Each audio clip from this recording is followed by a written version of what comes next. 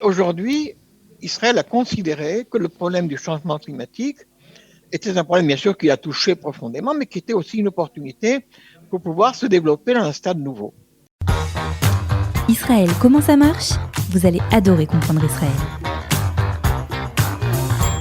Les défis climatiques sont-ils une catastrophe ou une opportunité pour Israël notamment? Eh bien, c'est le titre du livre de Ezra Banoun et Norbert Lipstick dont on va parler aujourd'hui, parce que peut-être que ces changements climatiques et ces effets indésirables seraient une source d'opportunités nouvelles pour Israël, pour créer de l'emploi notamment. Donc restez avec nous, nous allons essayer d'en savoir un peu plus. Nous avons le plaisir d'avoir avec nous Ezra Banoun, qui est expert en sciences de l'environnement et en gouvernance des ressources naturelles. Voilà, il est ingénieur des mines, statisticien, économiste. Il a beaucoup de cordes à son arc. On est ravis de l'accueillir. Bonjour Ezra Banoun. Bonjour. Alors vous venez d'écrire, Shalom. Shalom, voilà, vous venez d'écrire un livre qui s'appelle Le défi climatique, catastrophe ou opportunité, parce que voilà, ce sont des questions qui vous habitent depuis longtemps, depuis toujours, on peut dire. Quel est le rôle d'Israël dans ces nouveaux défis, voilà, qui pointent pour le monde entier, on va dire, la crise du corona en plus. Est-ce que vous pensez qu'Israël a une épingle du jeu à tirer? Voilà, Israël a été créé dans une époque où ses chances de survie étaient, sur le plan rationnel, quasiment nulles. C'est vrai que ça marche. Donc on commande le matin. À des problèmes de survie extrêmement dangereux, suivant une approche qui est tout à fait spécifique et qui a permis à chaque étape de transformer les difficultés en opportunités. Elle est passée d'un stade où elle avait quasiment aucune production.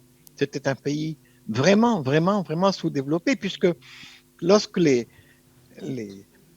Olympiques sont venus en Israël, on n'avait pas de production, mais on n'avait que des personnes qui n'avaient pas de travail et qui n'avaient pas de métier non plus. Et on a commencé à les installer dans l'agriculture où ils ne savaient absolument rien.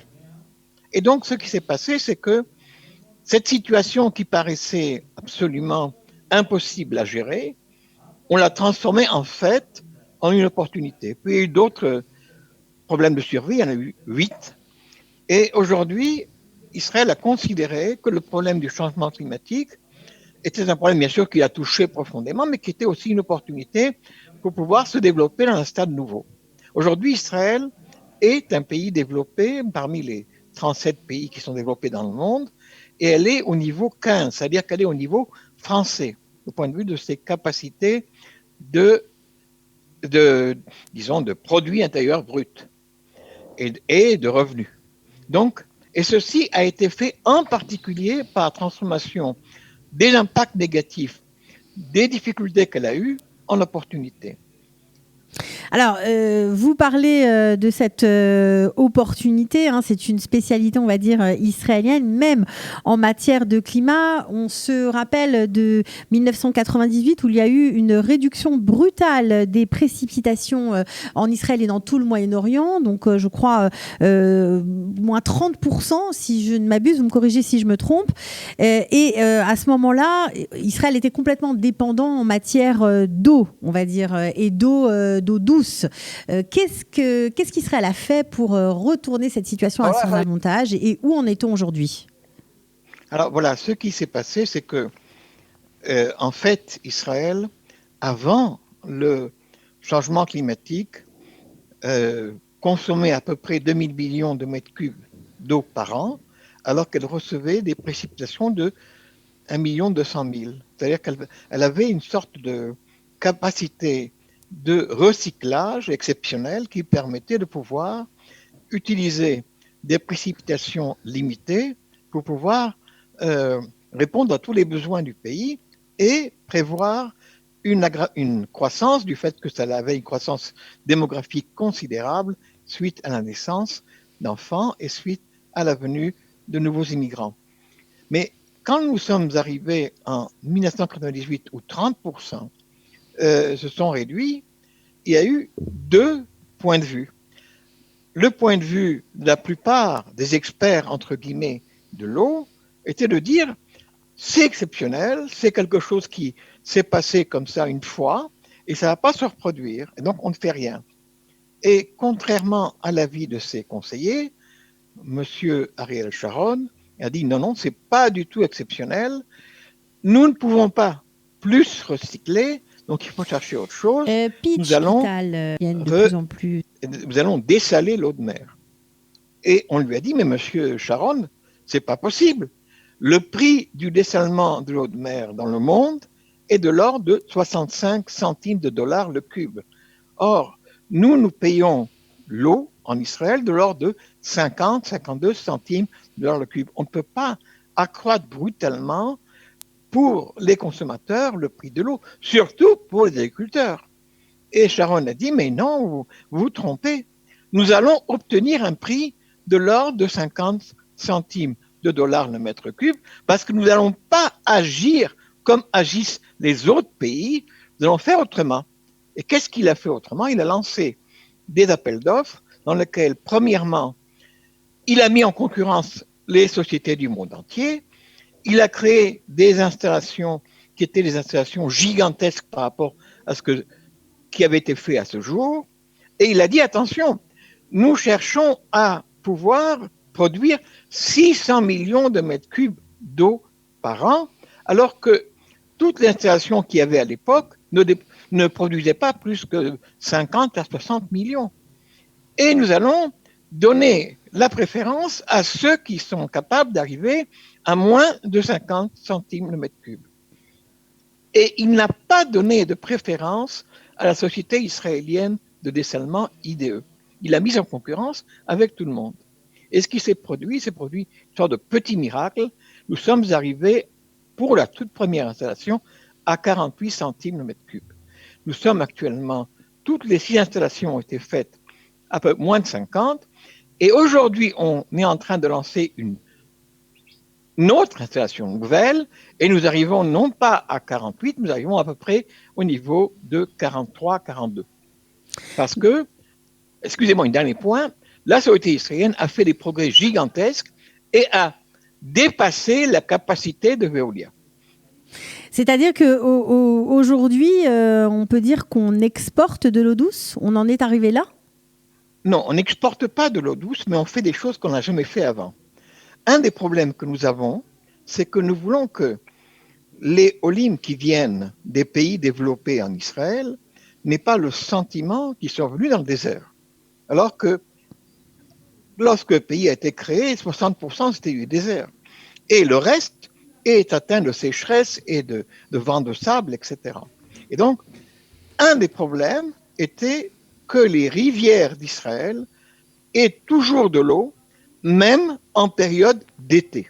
Et que non seulement nous ayons suffisamment d'eau pour pouvoir répondre à tous les besoins d'hygiène au niveau international et non pas au niveau qu'il y a dans cette région, c'est à peu près 5 fois le niveau international est 5 fois plus important que celui qu'il y a dans la région.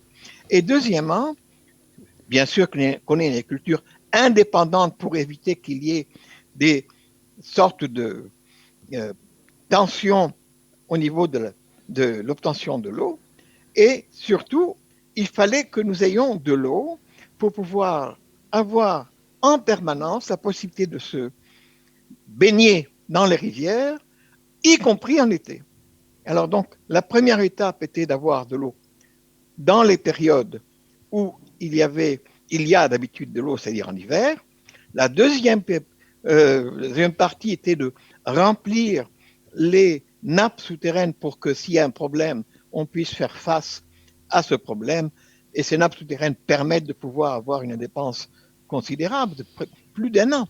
Et troisième problème, ça a été de commencer à lutter contre la réduction du niveau de l'eau dans la mer Morte et de donner de l'eau en permanence au Jourdain entre le lac de Kinneret et la mer Morte. Et cette solution-là, on est en train d'y rentrer maintenant. Voilà, Et une fois, la quatrième solution, ça sera de donner de l'eau partout dans toutes les rivières. Voilà, c'est le fameux projet, il fallait relier la mer Rouge à la mer Morte, c'est de ça dont vous parlez? Non. Alors, Ça, le c'est projet encore dont vous autre parlez, chose. c'est le projet qui va du sud. Ok. C'est-à-dire qui part de la mer Rouge à la mer Morte. Moi, je parle maintenant du projet du nord. Le projet du sud est au point, il a commencé, mais il y a des sortes de frictions actuellement politiques entre la Jordanie et Israël, et qui, si vous voulez, font qu'il va très lentement. Mais par contre, le projet qui a commencé, qui dépend que d'Israël, c'est le projet qui envoie de l'eau du lac de Tibériade à la mer Morte. Ce projet avait un problème, c'est que à cause de la sécheresse qui a eu lieu, parce qu'on n'a pas tout de suite eu l'eau des stations de dessalement, eh bien, le lac Tibériade a commencé à se vider, et non seulement il s'est vidé, mais des sources qui étaient salées ont commencé à créer un phénomène qui aurait pu créer une sorte de mer morte au nord. Mais on a évité ça. Alors c'est une véritable bénédiction, parce qu'après avoir eu 20 ans, 30% de moins d'eau dans les précipitations, l'an dernier, nous avons eu 20% de plus. Ouais, c'est extraordinaire. Alors, et ça a rempli complètement le lac. Alors justement, on peut parler avec vous pendant des heures parce que vous êtes passionnant et vous maîtrisez votre sujet sur le bout des doigts. Mais il y a, quand on parle de défis climatiques, de catastrophes climatiques, quand on est européen, on a beaucoup entendu parler justement des gaz à effet de serre. On va dire qui, en termes de communication, dans les médias, c'est souvent l'effet climatique qui est montré du doigt. On a même l'impression que c'est l'effet le plus dangereux. Or, dans votre livre, vous listez 10 effets climatique 10 effets du changement climatique, des effets négatifs bien sûr, et cet effet de serre, ces gaz à effet de serre n'arrive qu'à la 6e position. Est-ce que vous pouvez nous expliquer pourquoi on parle sans cesse de cet effet qui finalement n'est pas si important? Et nous sommes ensemble, comme vous le savez, dans une spéciale Shavuot, évidemment. Il y a actuellement dans le monde, au niveau politique, 2 projets différents. Il y a un projet qui a été tenu pendant très longtemps au niveau de sortes des médias bien pensants, political correct, qui sont nés d'ailleurs aux États-Unis au départ, qui disent qu'on doit arriver à une sorte de gouvernance mondiale qui a une idéologie qui est tout à fait adaptée à tout ce qui est considéré comme bien, et donc cette gouvernance mondiale doit prendre en charge les problèmes du monde. L'ennui, c'est cette gouvernance mondiale qui, généralement, est tenue par les nations internationales et aux mains de pays extrêmement développés qui vraiment n'en ont rien à faire de ce qui se passe ailleurs. Et ce qui se passe, par exemple, je prends un exemple, tous les ans, il y a une quantité considérable de régions qui deviennent désertiques. Et cette quantité considérable de cette région crée des problèmes terribles au point de vue des pays concernés. Alors, tous les pays qui ont essayé d'obtenir, en étant, disons, conformes à la logique du politically correct, de l'argent ou des soutiens techniques des organisations internationales, n'ont rien eu, ou très très peu de choses. Alors, ceux qui ont fait quelque chose, c'est l'Algérie, qui a fait quelque chose d'extraordinaire pour arrêter la progression du Sahara vers le nord, et les pays qui sont 12 pays africains qui sont aux frontières du Sahel, qui ont fait tout seuls, parce que l'ONU n'a rien fait pour eux, une sorte de grande muraille d'arbres pour arrêter la progression du Sahara vers le Sahel. Et depuis cette date, il y a des plantations d'arbres dans le monde entier qui sont faites non pas par les organisations internationales, elles ne font vraiment quasiment rien, mais elles sont faites par des individus. Il y a quelquefois, par exemple au Kenya, c'est une femme qui a pris l'initiative.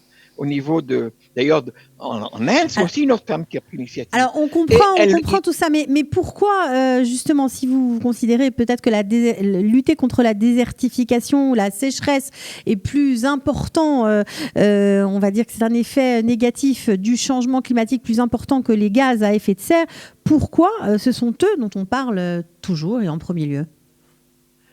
Eh bien, il y a un certain nombre de personnes. En particulier, il y a quelqu'un qui est responsable du service météorologique français au niveau de la télévision française, qui a écrit un livre et qui immédiatement a été sanctionné de façon tout à fait négative en disant, écoutez, dans son livre, il explique qu'il reçoit systématiquement des demandes de dire des fake news concernant le problème du climat, que c'est pas vrai et qu'il s'est rendu et que d'après lui, il n'y a pas d'autre solution que d'imaginer qu'il y a des intérêts importants qui sont en jeu et qui ne sont pas des intérêts d'ordre écologique. Deuxième chose qu'il faut dire, si vous voulez, c'est que, par exemple, en ce qui concerne quand M. Trump est sorti de l'accord qu'il y avait international, qu'est-ce qu'il a dit? Il a dit, votre accord est conçu de façon à ce que les demandes qui sont faites aux États-Unis sont beaucoup plus, disons, difficiles à supporter pour l'économie que vous demandez à la Chine. Et ce n'est pas normal. Et vous êtes responsable de ce qui se passe en Chine parce que vous avez envoyé votre capacité de production en Chine et sans exiger d'eux qu'ils prennent des précautions pour éviter les pollutions. Or, les problèmes de pollution, c'est votre problème aussi. Donc, il est sorti pour ça, en disant, ce n'est pas normal, vous faites une opération politique en racontant que c'est le problème des gaz de serre, etc., mais ce n'est pas votre position. Et donc, il y a c'est le second point, un troisième point, qui est le fait que, je vais l'expliquer de cette façon-là. Vous savez, je suis statisticien, et quand on fait des études statistiques, un des exemples les plus connus, c'est l'exemple de l'erreur qui a été faite au tout départ de la statistique, quand on a pensé que l'origine des divorces était l'existence d'un censeur. Il y a des braves gens qui avaient constaté que plus il y a d'ascenseurs, plus il y a de divorces. Et donc, ils se sont dit, peut-être que c'est les ascenseurs qui créent les divorces. Et c'est connu que c'est une énorme bêtise. Il se trouve qu'il n'y a pas de cause à effet. Ce sont deux séries parallèles qui viennent du fait que les divorces ont lieu pour des couches de population relativement en bonne santé sur le plan économique, etc. Et que ces couches-là ont un ascenseur, mais il n'y a pas de cause à effet. Or, le problème principal des gaz de serre, c'est que le GIEC, qui est constitué essentiellement de climatologues et de socio-économistes, c'est-à-dire pas des scientifiques pour des sciences comme la physique ou les mathématiques, etc. Ce GIEC a vu qu'il y avait deux séries sur 30 ans, les 30 années avant 2010. Il y avait deux séries parallèles, une qui comportait la hausse de température et une qui concernait la hausse des gaz de serre. Et ils ont dit, mais voilà, un est lié à l'autre. Mais il n'y a aucune raison que l'un soit lié à l'autre. Et pas seulement ça, les 10 dernières années, les deux courbes vont dans le sens contraire. C'est-à-dire que toutes ces idées disons, on va faire des statistiques, ce qui va se passer dans 20 ans, dans 30 ans, dans 50 ans, fausses. dans 80 ans, il n'y aura plus de planète. C'est ce qu'on dit clairement, de façon très négative, des bêtises. Alors justement, dans votre livre, Le défi climatique, catastrophe ou opportunité, vous parlez bien sûr beaucoup d'Israël et vous parlez aussi d'un effet négatif dû au changement de climat dans le monde, c'est la malnutrition et la disparition de millions d'enfants qui meurent chaque année. Oui, alors ce qui se passe, c'est pas lié au changement climatique. C'est lié dans une situation dans laquelle, écoutez, actuellement, dans le monde développé, l'espérance de vie est d'ordre de 80 ans, hommes et femmes, plus ou moins. Dans le monde africain et dans le monde des pays d'Amérique du Sud, il est de l'ordre de 50 ans. 30 ans d'écart. C'est gigantesque. D'où vient cet écart? Il vient essentiellement du fait que disons que les enfants entre 0 et 5 ans, la période la plus difficile pour eux, sont très très mal nourris. Ils n'ont pas les vitamines qu'il faut, ils n'ont pas les protéines qu'il faut, etc. Une partie importante meurt, c'est les 5 millions de personnes par an, et une partie ne meurt pas, elle survit, mais avec des séquelles qui font qu'elle a des difficultés de santé toute sa vie. Donc, et là, ce qui est très, très intéressant à dire, c'est que la personne qui a cherché une solution pour ce problème et qui l'a trouvé, ce n'est pas des relations internationales, c'est un lycée de Herzliya. À Herzliya, il y a un cours qui consiste à dire quels sont les problèmes de l'humanité. Et dans ce cours, le professeur expliquait l'histoire de la malnutrition. Aussitôt, les élèves de la classe. De la classe, exactement. Vous savez, je parle plutôt en hébreu, donc des fois, les mots m'échappent en français. On vous suit. De la classe. Comment ? On vous suit, pas de problème. D'accord. Alors donc, les élèves de la classe ont dit, mais c'est pas possible. On ne va pas laisser une chose pareille se faire. Et ils sont demandé à rencontrer Rivlin, le président de l'État, en donnant un budget pour faire des essais et chercher la possibilité de développer une plante qui permette de pouvoir donner aux enfants à très bon marché les besoins de nourriture indispensables pour qu'ils ne meurent pas et qu'ils n'aient pas de séquelles. Et cette plante existe, elle existe, ils l'ont trouvée, ils l'ont développée, ils ont proposé aux pays les plus touchés par ce problème de les aider à la développer chez eux, ils l'ont fait. Et ce qui était le plus stupéfiant, c'est que quand ils ont fait tout ça et que ça a marché, ils ont appris, par hasard, que tout ça était connu par l'ONU, mais que l'ONU n'avait rien fait, rien du tout, pour pouvoir lutter contre ce problème. Donc ça veut dire que des petits Israéliens ont participé à faire reculer la faim en Afrique. On en apprend vraiment tous les jours. En tout cas, merci beaucoup Ezra Banoun. Grâce à vous, on est un petit peu plus renseigné sur la complexité de ces effets négatifs, du changement de climat. Voilà, c'est un défi. C'est le titre de votre livre, Défis climatiques, catastrophes ou opportunités. On peut bien sûr le commander sur votre site internet. Évidemment, on peut l'avoir. C'est comme ça qu'il n'est pas encore distribué en librairie en Israël, mais on peut l'acheter comme ça. Donc le site, c'est Défis climatiques, catastrophes ou opportunités. En tout cas, merci beaucoup de toutes ces informations que vous nous avez données. C'était passionnant. On se retrouvera peut-être pour une prochaine interview. À très bientôt, Ezra Banoun. Merci. Au revoir. Au revoir. Israël, comment ça marche ? Vous allez adorer comprendre Israël.